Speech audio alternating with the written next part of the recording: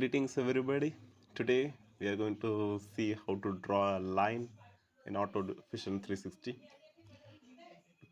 Draw a line, first we need to assign axis and sketch. We need to do create sketch first.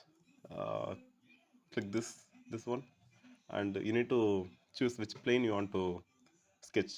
Like I'm going to choose top plane.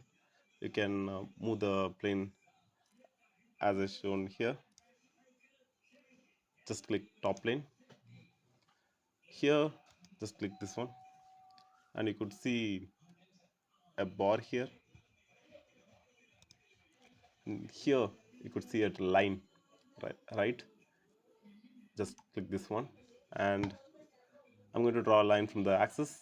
Click this, and you can place where you want to draw a line, and you can write dimension. Like I want to draw a line in 20 mm, 20 mm.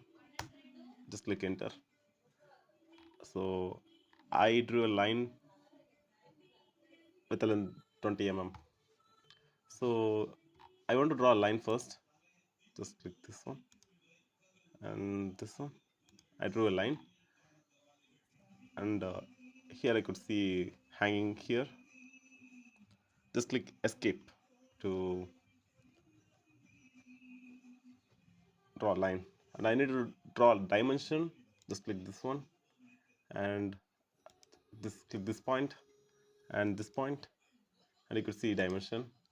Now I don't want a 50 mm line, I want a 70 mm line, so 70 mm. If you click 70 mm, it's changed to 70 mm. That's how you draw a line here. Thank you guys. Let's see in next video.